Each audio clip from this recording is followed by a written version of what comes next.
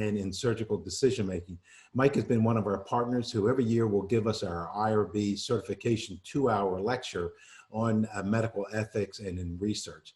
But he's been nice enough to try to pare this down and to modify it enough to give us a talk. And in addition, we have John Burleson, one of our fellows who just graduated, who will also be giving a portion of this talk. So Mike, we thank you for all the time I know you put into this talk, and thank you for doing this. And John, thank you. And we know that you're just starting out there in Nashville. So take it away. We look forward to a good next hour.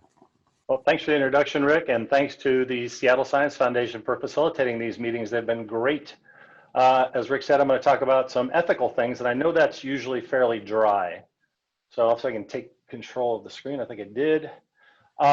First, I'm going to start with disclosures. I do receive some royalties for some implants, and we're going to talk about that a little bit in this talk. And I do have interests in hospitals and ambulatory surgery centers, and I have had, but don't currently have interest in a neuromonitoring company. And some of the slides have been borrowed, some from the government, and the government gave me permission to do them, and one from Sig Bervin, and I'll disclose that when I get there. We might be double dipping a little bit, meaning that we might be getting some ethics and also getting your ethics CMEs and getting your regular CMEs and maybe doing some best clinical practice training at the same time, which is sort of nice. Hi, Sig. And we might be calling some babies ugly. I may be stepping on some toes, talking about some things that people do, and that's okay. It's good to get an open discussion about it and figure out where we can have some commonalities and how we can do the best things for our patients. So the top 10 ethics topics that are taught to medical students are recommended by the AMA to talk to students are listed here, and I'm not going to read them to you. I'm going to be reading plenty of slides tonight, but one of them is management of conflicts of interest, and I'm going to be spending a fair amount of time on that. I'm going to start though with a little example or a case study of protecting human studies and research and some of the rules and why they exist. I'm not going to be exhaustive about it. I get exhaustive in that 2-hour talk that Rick talked about, but we're just going to hit a few of the highlights, and then I'll give an overview of good clinical practices for research. And then I do have a pet peeve about data presentation that I'm going to review with you guys and see what you think about that. And then I'm going to spend hopefully a fair amount of time talking about times when patients' best interests don't necessarily align with the surgeons and how we can manage those conflicts and how we may not even be realizing we're in those conflicts, but we have to respond to them. The historical thing I wanted to talk about, and this is a case example of a study gone incredibly wrong, is the Tuskegee syphilis study. Maybe the most notorious example of a study that was unethically performed in the United States with definite violations of rights and welfare of the patients involved in the study. It was basically a natural history study of untreated syphilis, started in 1930s and continued actually until 1972. So I was very much alive, very much in the education system by then, and I didn't even realize this was going on. It involved about 600 African-American men, and only African-Americans enrolled. 400 of them had diagnosed syphilis, and 400 did not have syphilis, and they were recruited to be followed longitudinally without any consent. And they were led to believe that some of the tests that were given to them, spinal taps and x-rays and that sort of thing, physical exams, were special free treatments that they were getting, but really all they were doing is taking data from those patients. Well, very early on in the study, it was apparent that more of the infected people than the uninfected people were dying and developing complications, and the death rate was already markedly higher. And in the 1940s, penicillin was found to be effective in the treatment of syphilis. Nevertheless, because these patients were in the study, they were not given syphilis. And throughout this time, this is how we know about tertiary syphilis. This is how we know about Al Capone dying of syphilis, because we have seen longitudinal data on it. But these patients were not aware of what was going on with them. They were not informed about the treatment. They were not treated with antibiotics. So following that, several things came out of it. There was a national press account of it in 1972, which really kind of shut the whole thing down, and the Department of Health and Human Services got involved, and they created a couple things. One is the National Research Act of 1974. There's an HHS policy document on the protection of human subjects, and the National Commission for the Protection of Human Subjects in Biomechanical and Behavioral Research was initiated. So a lot came out of it, but it was pretty bad. One of the other things that came out of it was the Belmont report, and I'm not going to go into the weeds on this either, but the three basic principles that were developed out of the Belmont report were respect for persons and individuals, beneficence, and justice, meaning this study was a perfect example of injustice, meaning that patients not expected to benefit from the results of the study were exposed to the study. You have to give an equal amount of risk to the patients who are going to benefit from the study. So that's the foundation of the current HHS principles for treatment of human subjects. I'm going to talk a little bit now about best clinical practices, or GCP's, good clinical practice. It's an international ethical and scientific standard designed to help us conduct and report trials in an ethical manner. The current system of good clinical practices has responded in part to things like the study I just talked about, the Tuskegee syphilis study, and also the the war crimes of Nazi Germany. And there's a multiple criminal or unethical research that was done in the past, and we're trying to not repeat those errors. The GCP guidelines provide a framework for fair and scientifically sound conduct of research studies that involve human subjects. So all trials that we participate in, any that receive federal funding, and essentially any that we get in contact with, are conducted according to good clinical practices. So we all need to be trained on this, and we do have an official training at our practice. And when you're going to see these slides, there's a test at the end of it, and the talk goes very fast. So most of the test answers are the things in blue. So if you see, why did he highlight that? Well, that's kind of helping the people along with the other testing if they needed to do it. So what we need to know about this is, yes, we've got the federal guidelines, but sometimes state and local guidelines can be more stringent. And if that's the case, we need to comply with both the federal guidelines and the local guidelines, or if we're doing an international study in that other country. So all of those other guidelines need to be respected. One of the things GCP's mandates is that we have an institutional review board. That can be something that lives in the hospital or something that is contracted from outside the hospital and reviews the studies from outside. And the purpose of the IRB is to safeguard the rights, safety, and well-being of the human subjects.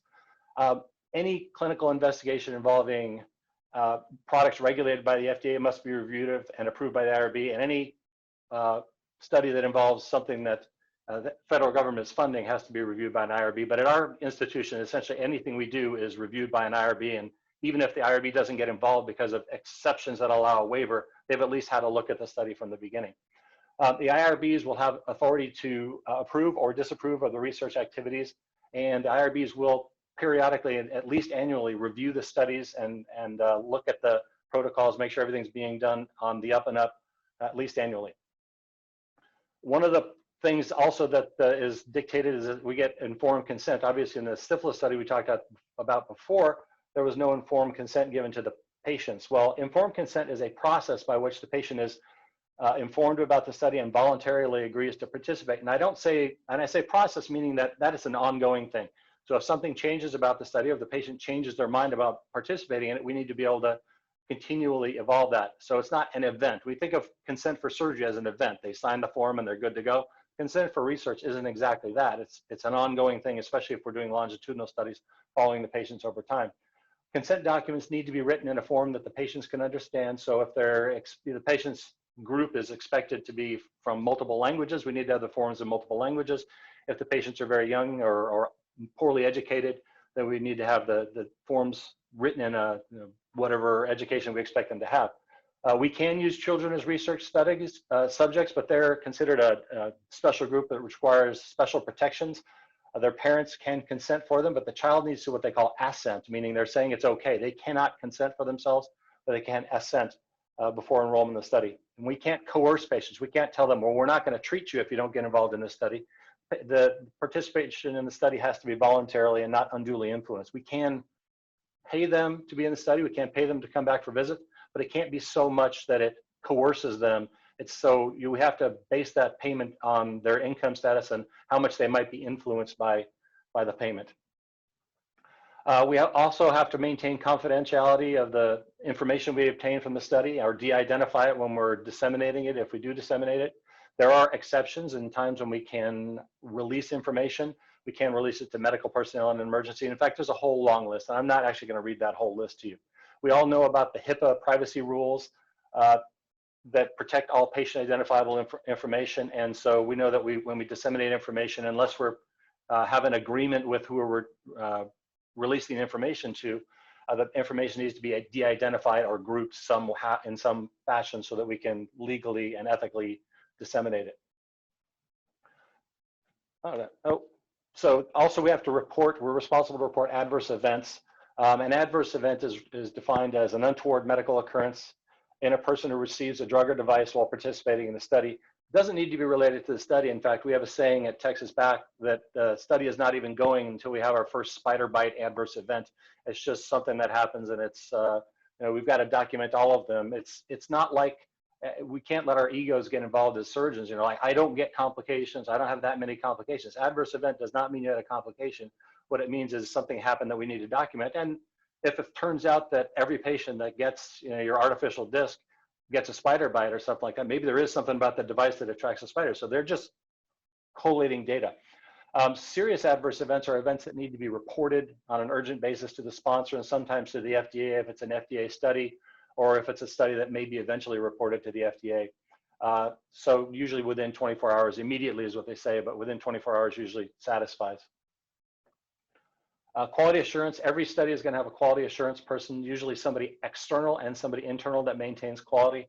Those quality assurance people will do periodic audits, and but the quality maintenance is a responsibility of everybody who's in the research project. It's just that that one person is responsible for collating it and reporting back on it. And we want to make sure that these trials are being conducted in compliance with the currently approved protocols, as well as good clinical practices and other applicable regulatory requirements. Can I go forward? One of the keys to any research project is a very solid protocol. You have to define what's going to happen in the study. We need to make sure that the protocol dictates a standardized set of data that's obtained and procedures that are done. Because if you don't collect the data in a standardized manner, you're not going to have usable data, and therefore you're exposing the patient to potential risk without a reasonable reward, a just reward.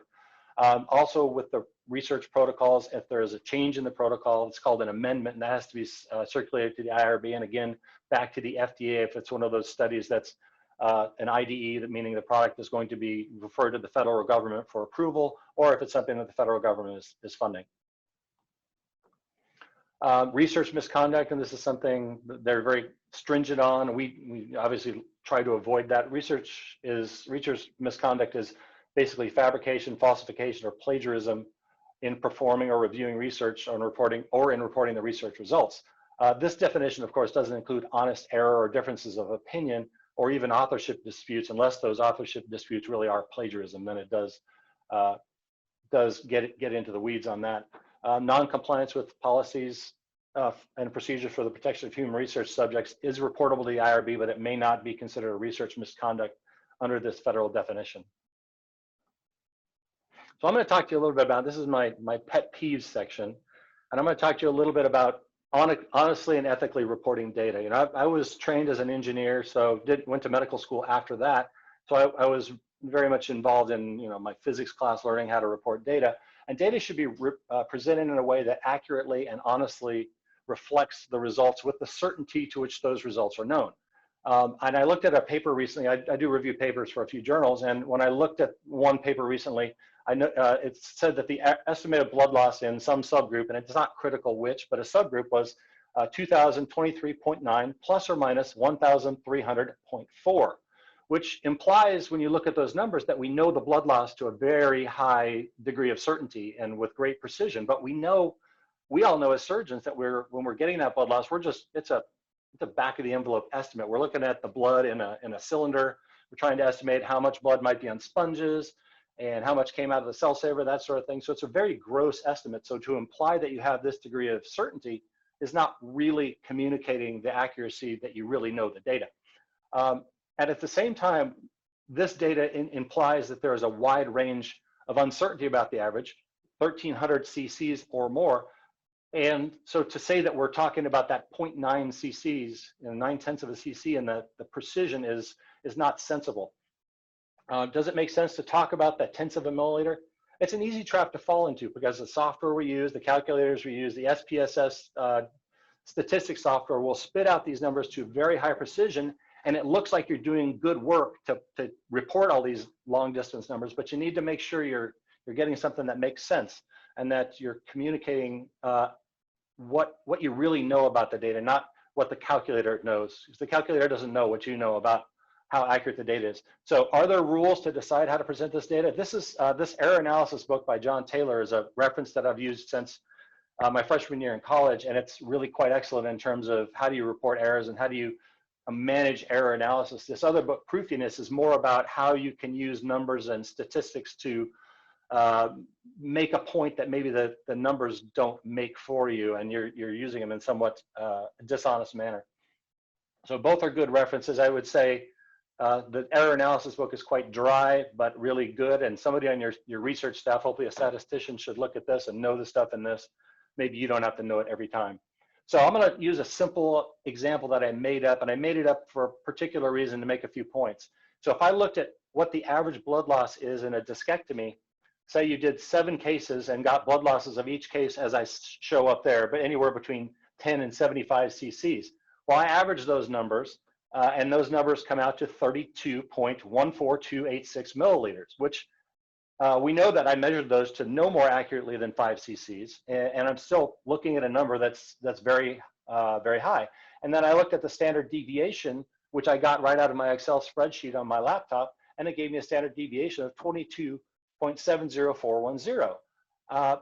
That means that the true average of a very small data set is going to lie somewhere in between that, and with a 95% confidence. Now, we use standard deviations to represent a 95% confidence interval very commonly. That's not actually correct, but I know that we do it all the time. So give me a pass on that. I know it's not exactly statistically correct. It assumes some things about distribution of the data that has not been shown with this, but we do use it all the time in that way. So it just means that the number is somewhere between these numbers, and I'm not going to read them to you, but somewhere between the high number and the low number, or 32.142 plus or minus 22 point lots of numbers. So again, I put a whole lot of numbers there, and I made it the number that I divided by 7, so it would generate a whole lot of numbers on purpose to demonstrate that you can create these numbers that give you a lot of false precision without having real information associated with them. So again, looks very precise. Rule number 1 for presenting uncertainties is your uncertainty. Everything past the plus minus has 1 digit only, unless that first digit is a 1, sometimes a 2. So if you use that rule, that you'll keep yourself within what's considered standard, what's considered normal in reporting data. And I know we do it all the time, presenting these large numbers, but it doesn't make sense in terms of what you really know. So in this case, it would be 30 plus or minus 23 milliliters. And you don't put a trailing 0 because that 0.0 actually implies that you know something about that last number as well. You do put a 0 before the decimal point to be very clear, but after the decimal point, if you put a 0.0, it implies you really know something about that number, and you really don't. So no trailing 0.0. Rule number 2 is the answer, the big data point, that 32 number. The last significant figure should be the same as the decimal point as the last decimal point in the uncertainty. So the 32.14, that 0.14 just goes away. That doesn't tell you anything. So the real way to present this is 32 plus or minus 23 milliliters. And it would also be appropriate to present it as 30 plus or minus 20, because I told you that the 2 decimal place, if you 2 as your first digit, you can round it or not round it. Both are considered acceptable. I tend to, with 2s, round the last digit. So the 23 is how I would normally present this. So very different than that long number that we saw before.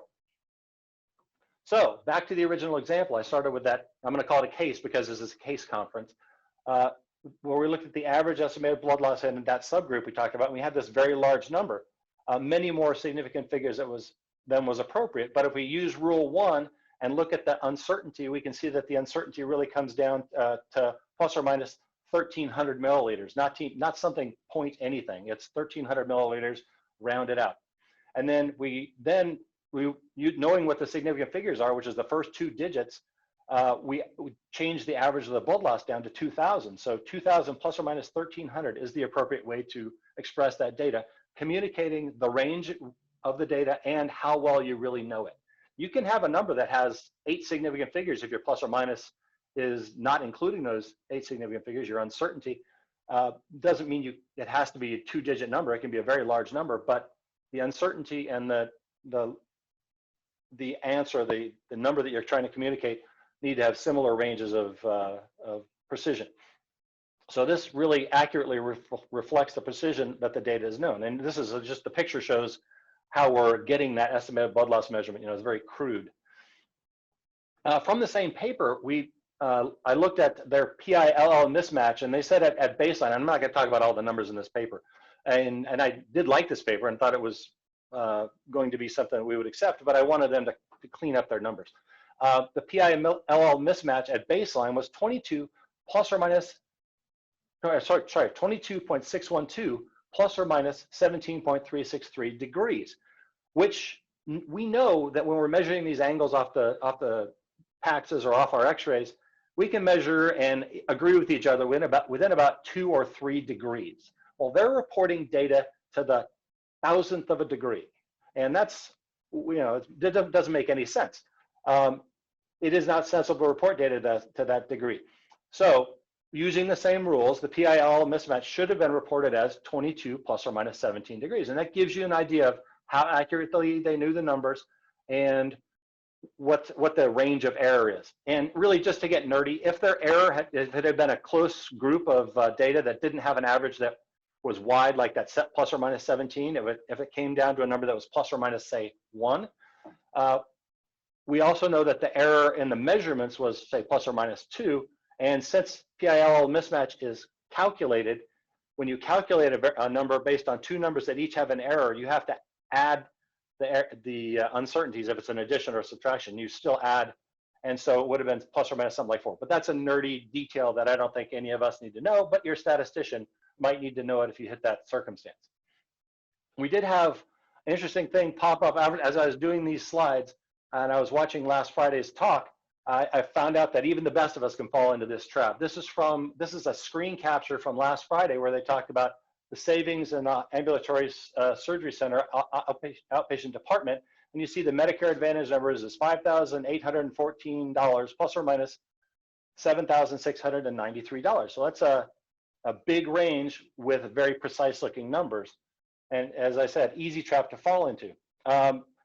Dollars can be measured with great precision. There's no doubt about that. But you lose that precision where you start averaging numbers that, though very precise on their own, are far ranging and have a wide amount of difference.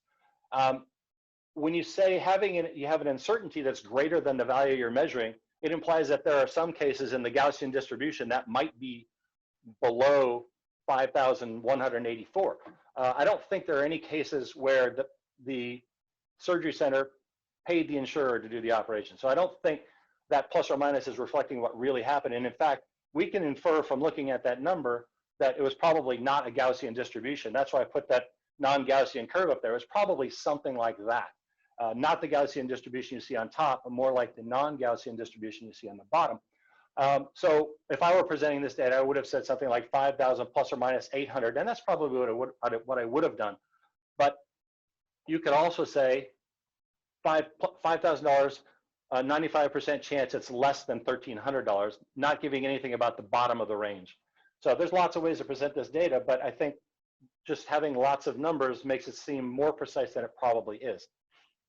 You can also present the median in a case like this, where so you're going to have a median and an average. And in this case, with a non-Gaussian distribution, you're going to have the median that's lower than the average. And that median number is very appropriate to present with as many significant figures as you want because it's an exact number. So lots to think about on this, but just try to make sure your significant figures make sense.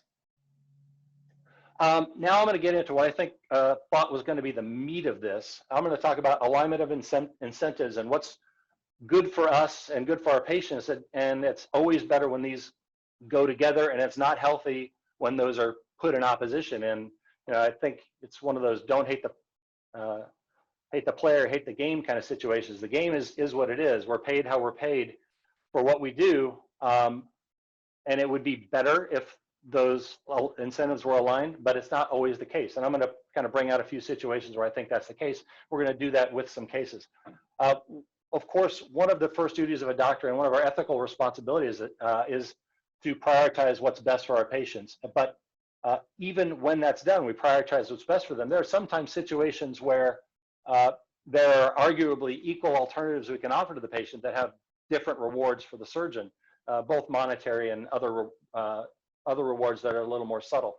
And I'll try and draw out some of those and try and give you a way to think about those that the way I've been thinking about it, and we'll see if it helps anybody. So I'll start with some examples of things that might be putting people in conflict with their patients potentially.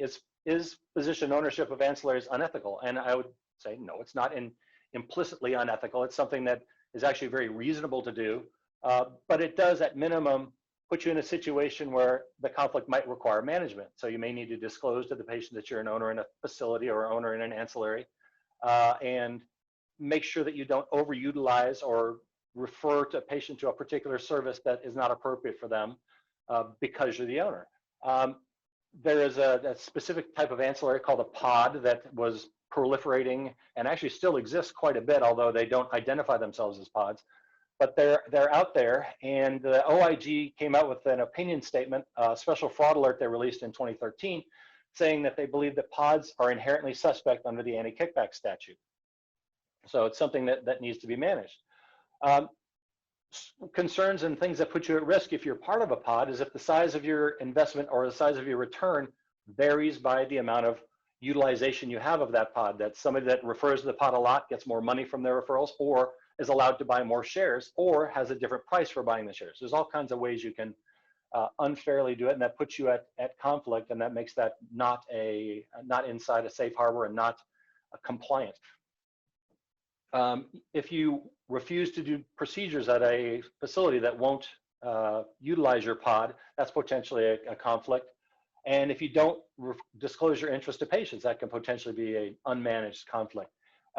We had a pod, and we called it called it North Texas Surgical Services, and we fully disclosed it to our patients. We fully disclosed it to the facilities where we used it in, and we delivered the same implants, the same quality, in fact, the same brands of implant that we were able to use before, but we were able to buy them in bulk and not have to pay a percentage. What we would do is pay a salary to the rep or the person who was maintaining the implants in the operating room. They weren't exactly a rep anymore, but they were our salaried employee. And it did not result in a change in our utilization. We kept, most of us, all of us in the practice kept using the implants we like to use. The owners of the pod were not required to use the implants. So it was, by all those measures, compliant. Nevertheless, with that OIG statement in 2013, our pod was shut down because of the hospital system's response to that OIG opinion. So that pod went away, but not all pods went away. There are Texas pods that still exist, and there have been examples of, and this is just from second opinions and times I've seen patients treated by other practices, and they've come to me, they have resulted in overutilization. I've seen things like the ladder construct that I've got in this picture that's got 5 crosslinks in it. And this is somebody who owns the implant company and is potentially motivated. I've also seen cases where you put 2 T-lift cages in an interbody fusion rather than using 2 PLIF cages, which are priced at half the price of a T-lift cage. They use 2 T-lift cages. So, not necessarily on the up and up, and certainly buffing the billing for the pod. I do think a lot of these pods continue to function because they're not disclosed to the hospitals, and the hospital systems really have no clue how to identify a pod. They identify a pod by us telling them, yes, we had a pod. They're missing the obvious ones, and they have concluded that some of the companies that have physician investments are pods, so they don't allow use of those implants. Like, for instance, at our facilities, we weren't able to use Titan implants while that was an independent company because one of the founders is a doctor, though not practicing. By the end of all this, he kept it from being used. He's a doctor in Wisconsin or Chicago, and kept us from being able to use the implants in Texas because it had physician ownership. So they're really missing the forest for the trees. Hospitals, in our neighborhood at least, don't know how to identify a pod. Some of the pods have also consolidated into super pods to further hide their ownership, and that's just another way around it. Other forms of interest in implants, you can buy and repackage or rebrand implants from manufacturers. You can do a stock and bill where you buy implants in some quantities and then provide the same implants with different part numbers for different insurers, which is Medicare fraud if you get caught and one of those insurers is Medicare. But that's being done. Royalties are very common arrangements, and since we have a very esteemed group of faculty here, I'm sure many of us, I've disclosed at the beginning, I have some royalties on products. This is one of them. And those need to be managed, and as long as you don't overutilize the implant because you're being motivated by finances to do it, or your partners do it to try and buff your income, as long as those things aren't happening and you can manage that, that's okay. It's okay to own, or at least I think so. I do it. It's okay to have royalties. In the case of the contracts that we have at Texas Back, if you have a royalty agreement, that royalty needs to exclude any implants that are done at any facility where any of our partners have privileges. So therefore, none of us are motivated to use products to line each other's pockets. We're using the products because we like the products and we think they're the best option for the patient. And that's the way you should make your decisions. Ambulatory surgery and hospital investments. Now, I know that the Denver group from Mike Jensen discussed this a couple weeks ago, and you got a lot of detail on that. But I just want to talk about a few just potential conflicts and ways around them. The ambulatory surgery centers operate under safe harbor guidelines. They're not considered to be a designated health service, so they're not responsible to the Stark laws, but they are responsible to the federal anti-kickback statutes. And this is not from the verbiage of the anti-kickback statutes. This is sort of a lawyer summary of them, but it requires in part that each physician investor be in a position to refer patients to the ASC and perform surgery on such patients. So the ambulatory surgery center can't be owned by physicians who are passive investors, so that they're thinking that those investors might be referring patients to the investors to make money. The people practicing in those facilities need to derive at least 1/3 of their income, their medical practice income, for procedures they perform at the ASC. So one of the 1/3 rules, but the other 1/3 rule is at least 1/3 of the procedures that they perform can be performed in an ASC setting that you're invested in, if it's a multi-specialty ASC. It's a little bit different if your ASC is just a one specialty ASC, but I think most of the ones that I know about are multi-specialty. So a few rules on ASC investments. On the hospital side, we do get into the Stark laws, and the Stark law has an exception known as the whole hospital exception that permits a physician to refer his Medicare or Medicaid patients to provide any of 11 designated healthcare services to a hospital to which he has ownership, if the referring physician is authorized to perform services at that hospital, and it's not just a distinct part of the hospital itself. So I can't own part of the hospital. I can't own just the radiation part of the radiology part. I can't own just the OR part of the hospital. I have to own the whole hospital to be compliant in that. There are a whole laundry list of rules to test compliance in the Stark laws, and referrals to the hospital need to be appropriate. They need to be patients that are appropriately at that hospital. And in general, we assure that by making sure that the hospitals we invest in, and I think everybody does this, are the best places to take care of the patients. They have the highest satisfaction rates, the highest safety, and that the costs are not unduly burdensome to the patient. So if you're doing the out-of-network thing, that gets you into a compliance risk. So I think a lot of those out-of-network plays tend to not take federal payers to try and avoid having to be compliant with the Stark laws. We do have, since this is a case study, I'm going to give you a Dallas case, and this is a recent court finding of 4 doctors who were convicted, 3 spine surgeons actually, and 1 pain management doctor, so very relevant to what we do. They were convicted under the Federal Travel Act of accepting bribes and kickbacks in exchange for referrals. They're all awaiting sentencing now, but their sentencing guidelines could be anything up to 5 years in prison. So are in federal prison, and that's a fairly big deal. So just keep your compliance very transparent. I'm going to turn it over to John, who's going to talk us a little bit about intraoperative neuromonitoring and how that potential conflict can be managed. Thank you. Let's see. Can I control this? Awesome. So, like Dr. Hisey said, I'm mainly going to talk about neuromonitoring here. We're not going to dive down deep into details. I really just want to bring up the larger points of another potential conflict of interest and ethically some of the issues I think we should be thinking about. So we're going to talk about how prevalent is neuromonitoring. Is it actually helpful? What are the ethics behind it? Some billing issues that you've probably all heard about or experienced, potential conflicts of interest, and appropriateness of neuromonitoring in general. So first, this paper's from 2014, but I thought this was an important demonstration. From 443,000 surgeries over a 4-year period of time that they looked at, just the prevalence of neuromonitoring across the United States. So in 2007, 1% of the cases were neuromonitored, and in 2011, 11%. So over 4 years, pretty dramatic increase there in usage overall. And then the next two lines, you can see that there's some regional differences in neuromonitoring utilization. At the end of this study here, they were looking at 8% of cases in the Northeast were neuromonitored, whereas 21% in the Midwest. Other regions of the country fell somewhere between those, but there's certainly a little bit of a regional bias in terms of intraoperative neuromonitoring utilization. They didn't find, looking at this, any change in neuroinjury intraoperatively, although we all know this type of study is not really designed to look at that, but they threw that tidbit in there. So broadly, for like 45 seconds, I'm going to show you two examples of different types of scenarios. So one of them, a cervical case here. This study just kind of looked at 26,000 cases for ACDFs and corpectomies. They were really looking at whether you neuromonitored or didn't neuromonitor, did it change the rate of nerve injury?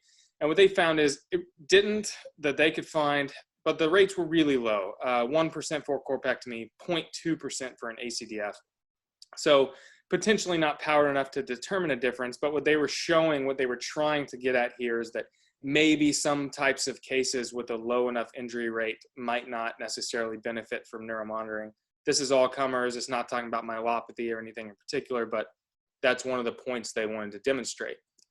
On kind of the other end of the spectrum, when we talk about metastatic tumor surgery, this paper here is just one institution, 128 patients, and you can see their Asia classifications there.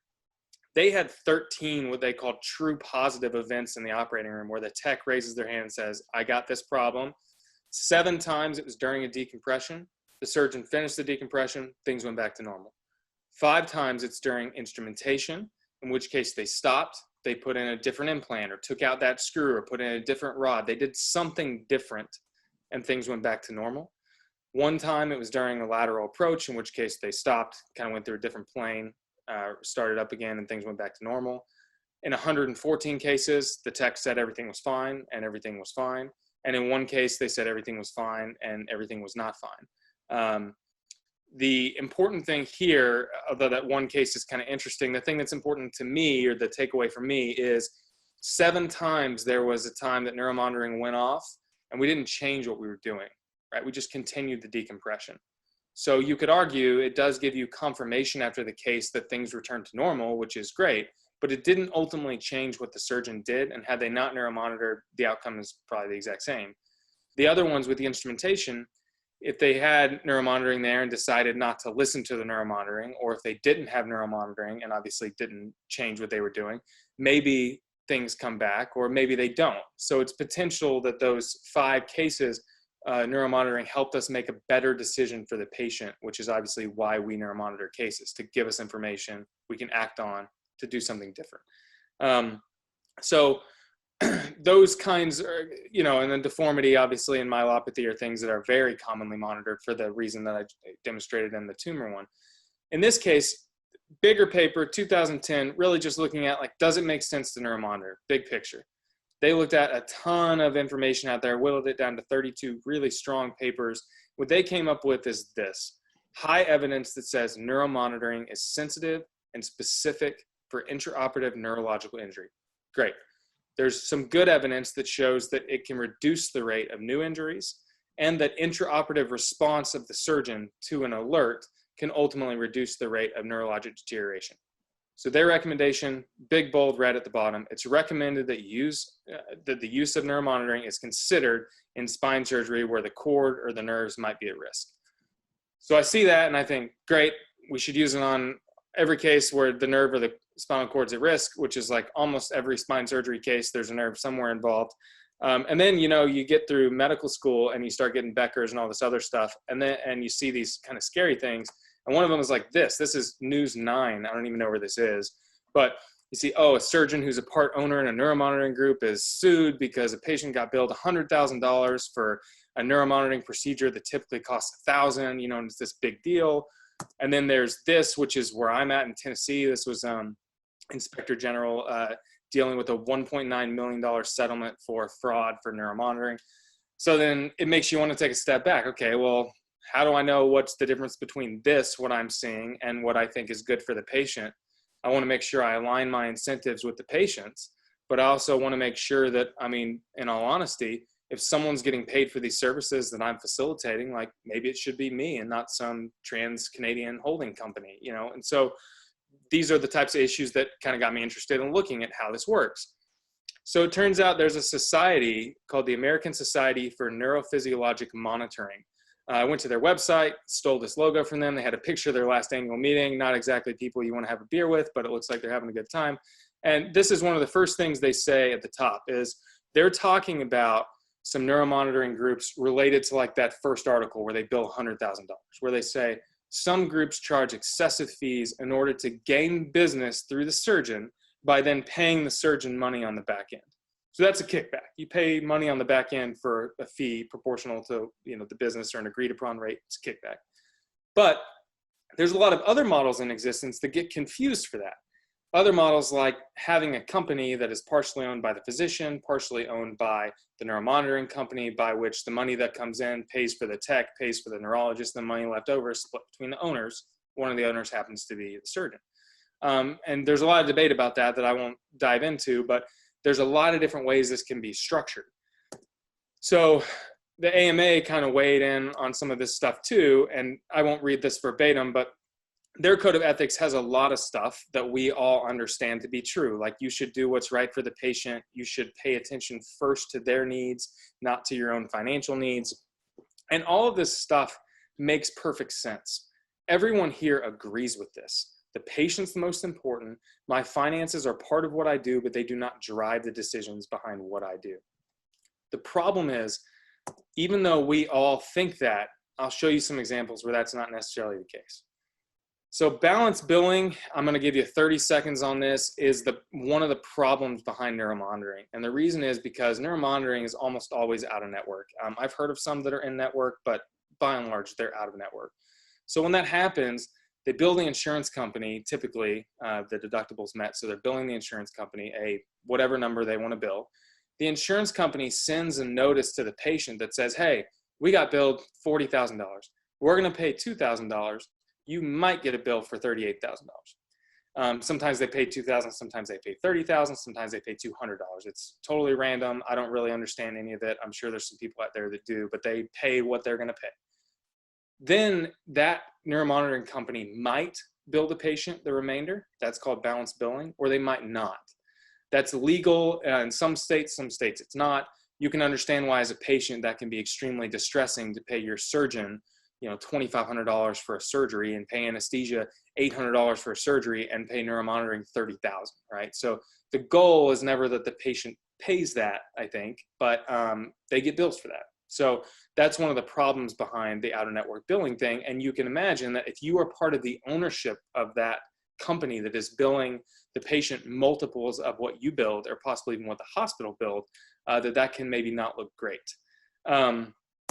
So what I was getting at a minute ago is everyone will say, yeah, well, that's like the shady guys that do the shady stuff. But if I have like a conflict of interest and I own the company, like I'm going to tell the patient all about it and they'll know and we'll, you know, do what is right. And again, like that's great. But this here is, they looked at the 100 physicians in the United States that made the most money from drug companies and device companies. So the vast majority of these people were surgeons, and the vast majority of those were orthopedists and neurosurgeons. Out of those 100 people, they published 225 papers in this 1 year that they looked. And really, it was about 75 of them that published all of them, because about 25 didn't publish. In those 225 papers, only 37% of the time did the surgeon disclose a conflict of interest they had with a company that was directly related to that paper. And that 37% came from people looking back at the ProPublica data and seeing who they were getting royalties from. And we're not talking about a cup of coffee here. We're talking about these are the 100 highest earning physicians in terms of money from companies. So in my mind, if I'm going to publish something that's peer reviewed, and 2/3 of the time, I'm not even going to disclose that I have an interest in this thing that I'm talking directly about, what does that say about what I'm going to say to a patient where there's no watchdog, there's no way to see what rate I'm actually talking about? Like, it's probably the same or worse. And I'm not accusing anyone in particular. I'm just saying we need to be aware of our own inefficiencies and inadequacies. And part of it as physicians is that we're maybe not great at declaring conflict of interest as a big group as we think we are. And this kind of shows this one particular example. And I think even in this example, we think of devices a lot. We might not think of some of the ancillaries or the pods, like Dr. Hisey was saying. We had a thing in place at Texas Back where they would kind of do that. If it's smaller, if it's a smaller group, it's probably easy to let that slip through and not think about telling patients, oh yeah, I'm using neuromonitoring company A and I own part of that, and I forgot to tell them I own part of that. Not to mention the fact those patients are typically consented for neuromonitoring right before the case. They might not even know before that moment what neuromonitoring is.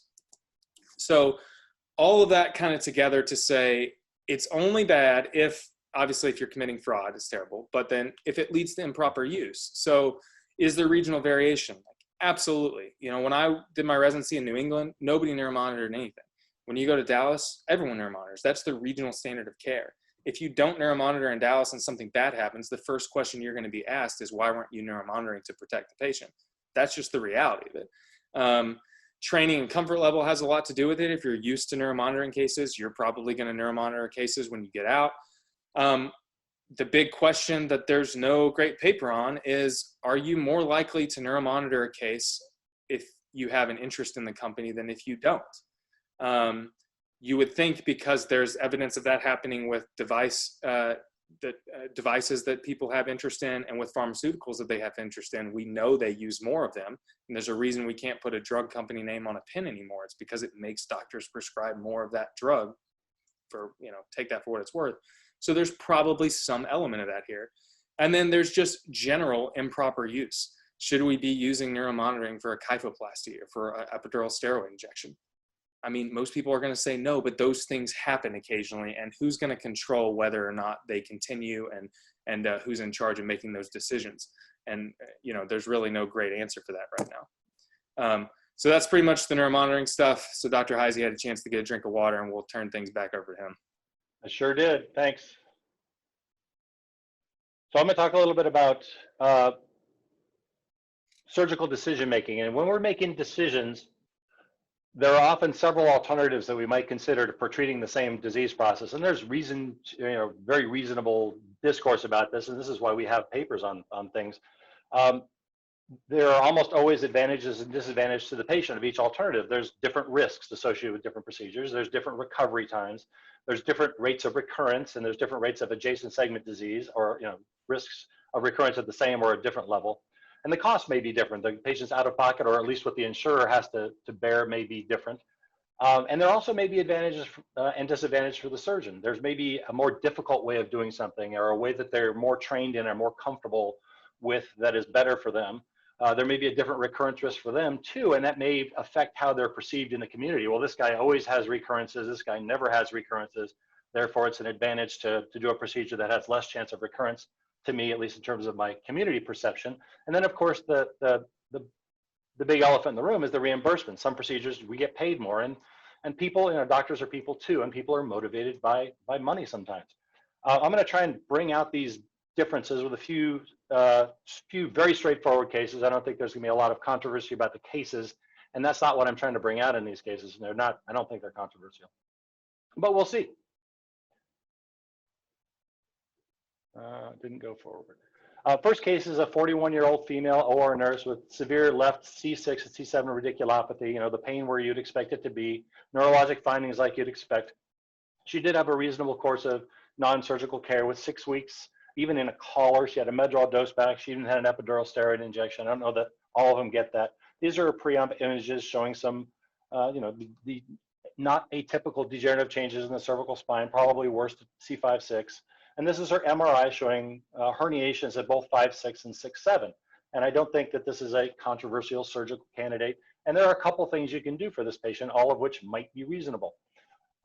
So the options might be ACDF, maybe a 1 level. You might say, I'll just go after the worst level, or maybe a 2 level. I think most people would lean towards 2 level, but I think either one might be reasonable.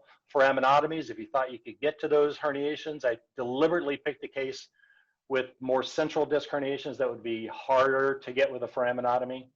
Arthroplasty would also be a reasonable option for this patient if that's something you're facile with. So how does the surgeon make these recommendations? And let's all assume for the sake of this discussion that we all agree that both levels need treatment. And we may not both agree on that right now, but just for the sake of argument, let's assume that. So I did kind of an advantages and disadvantages of each procedure.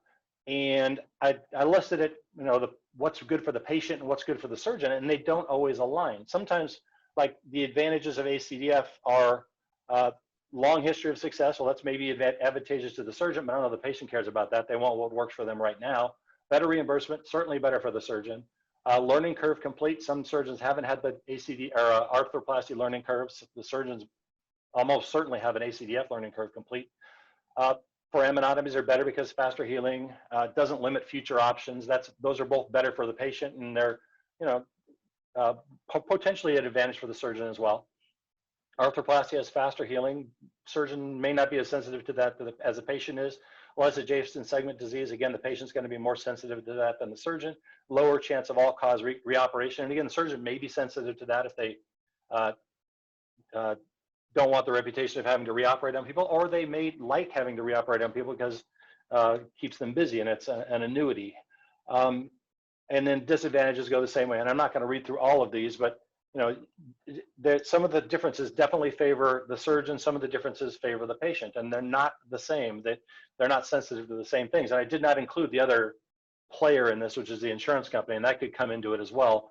But I think most of the time we're not making decisions based on how it's going to affect the insurance company unless the insurance company is saying no.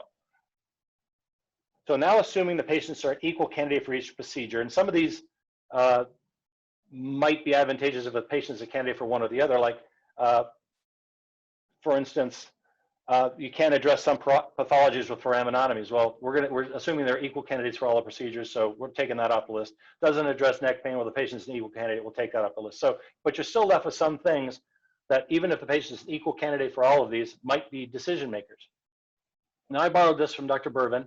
I took it right out of one of his slides unabashedly, and he has a way of presenting the cost effectiveness of new technologies, and he runs a line of clinical equipoise on the chart, which says, okay, we have the cost versus the effectiveness.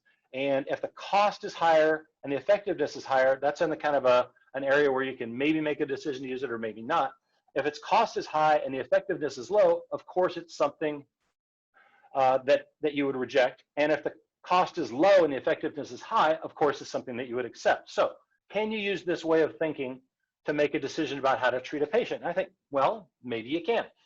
So I looked at what's good for the surgeon and put better up higher and the surgeon on the vertical axis, and what's good for the patient on the horizontal axis. I said, okay, each procedure is going to fall somewhere on that, and it's going to be important how one procedure falls relative to another procedure. I don't think we're going to agree amongst ourselves where any particular procedure fits on this graph, but hopefully we can agree on how one fits relative to another. And this is the line of clinical equipoise, as opposed to the financial equipoise, where clinically the patient is just as good. If the procedure falls on that line, the patient is just as good with either treatment or however it falls on that line. And that line doesn't have to be right in the middle of the chart. It could be anywhere. So if the treatment and the two treatments being compared are right above one another or right below one another, that's a line of clinical equipoise. It's very, the patient is not affected by it clinically. So similarly, if you look at the quadrants, in the quadrant where it's better for the surgeon, better for the patient, it's easy to decide to offer that treatment. It's always better for the patient and better for the doctor. We're not in conflict. Everything is good.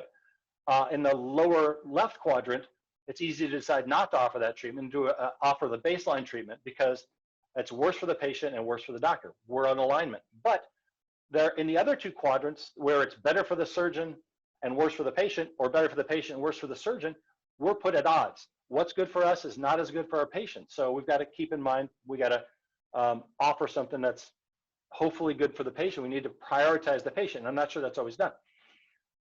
These lines are all lines with positive slopes. So in each of these cases, if the two procedures you're comparing fall on one of those lines, your incentives are going to align with the patient's incentives. So lines with negative slopes, though, where you're connecting in the opposite direction, your incentives are not aligned with the patient. So how could this be used? Well, we put the standard procedure at the center of the graph and then placed a new alternative procedure somewhere on the graph as well. This first example I'm going to present is where the alternative treatment is better for both the doctor and the patient. It's easy to decide to offer this treatment to the patient. So if you fit this on the graph, easy to decide. Now, if it's the opposite, the alternative treatment, the new treatment, is worse for the patient and worse for the doctor, it's easy to decide not to use that. But in the cases where the alternative treatment is worse for the doctor and better for the patient, or better for the patient and worse for the doctor, you're going to find conflict. And what will happen, I think, in some cases, is the doctor is going to try and this is what's called perverse incentives. Our incentives are not aligned with the patient. We're incentivized by the game. Don't hate the player, hate the game. We're incentivized by the game to do what's best for us, not what's best for the patient. And that's not really the way it should be. What we'll do is we're thinking about these things. We'll try and say, well, this procedure is really just as good for the patient as the other procedure, and I might get a little bit more. So what you try and do then is you try and move them towards the line of clinical equipoise. And the doctors will do this to the data. They'll just move it towards the center. So now they're in a place where, well, these procedures are just as good for the patient, and so no harm in me choosing what's best for me. And I think we will fudge our thinking about the procedures in some ways to make things better for ourselves. So back to the case I started with. Where do we put these procedures on the graph? And again, where they are specifically on the graph isn't important. It's how they sit relative to one another. ACDF is certainly better for a surgeon in terms of reimbursement and no recurrence risk, that sort of thing. Arthroplasty is certainly better for a patient in terms of no reoperations at the same level, faster recovery, less adjacent segment disease. And a foraminotomy is somewhere in the same region where it's very quick recovery, good for the patient, no adjacent segment disease risk or minimal, certainly shouldn't alter it compared to a baseline.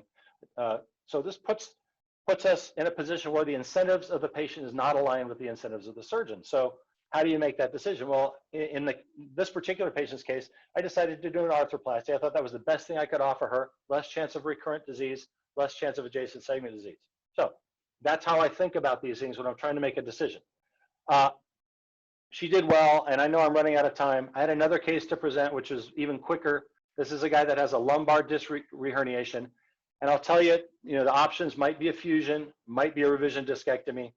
The fusion, definitely advantageous to the surgeon. Obviously, fusions have disadvantages of the patient in terms of recovery length and adjacent segment disease. A revision discectomy has advantages of being a smaller procedure, quicker recovery, but there is a recurrence risk that is not present in a fusion. Fusion is not going to have a recurrent disc herniation.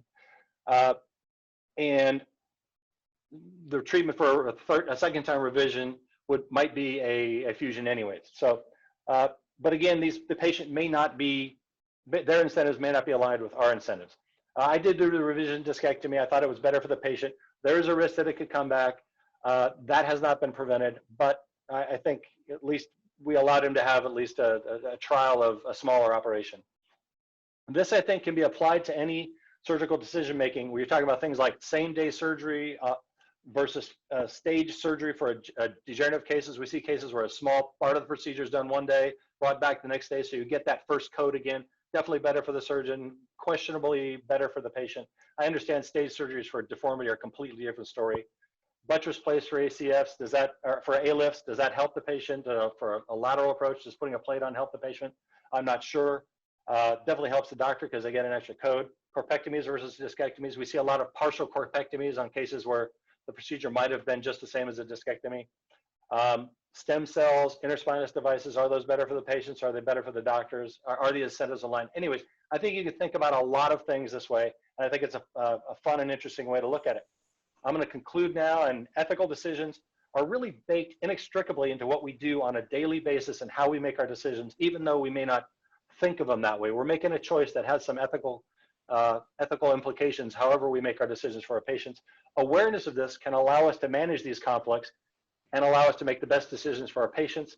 It is our duty to advocate for what is best for our patients, but our job does not always reward us for that. Our job is making money, that's the job, but our duty is to take the best care of patients. And as Rick said in his myths of spine surgery talk, keep the patient first and use the family test. I think you can't go wrong if you do that, if you keep the patient first. thank you. And again, thanks to Seattle Science Foundation for having me. Mike, that was terrific. Hey, Jens, any final words you want to say to everybody, or Sig? Sig, why don't you say something? You're muted, Sig. Yeah, terrific job, Mike. Absolutely important topic and really well presented. I like the framework that you came up with regard to matching and aligning incentives. I think in many ways, some of the advantages, some of the alternative payment systems are by sharing risk. We do align incentives. When there's a disassociation of the perceived risk or the perceived cost and the perceived benefit, that's when perverse decisions are made. I loved your examples, and I think that this is a topic that really requires a half-day symposium for some discussion. So really well done, and thanks for such a thought-provoking topic. Thank you, Sig. Jens, final word? Jens, you're muted. Doesn't look muted. Hello? Yeah, we can hear you now. I should not be muted. Can you hear me now? Yeah, we got you. I can't hear you guys now, so this is crazy. So this was a whole instructional course lecture in, or a whole afternoon or morning session at NAS in 1 hour. Congratulations. I mean, my head's spinning.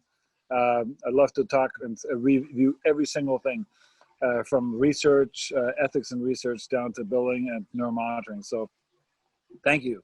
Thank you for a thought-provoking session. Well, Mike, thank you very much. I know you put a lot of time into this talk, and I know you were worried about it, but it came out great. And thanks, everybody, and have a good evening, and we'll see you Friday. Appreciate Thanks it. again, Mike. Please see the chat box and the slide to claim your CME credit. You have 2 hours post-course to claim your credit. 2 hours. Thanks, everyone. Incredible program today. Oh, thank you. Great job, Mike. Thanks. Nice job, Mike. Thank you, sir. Thanks for watching. Hit the subscribe button for more medical content.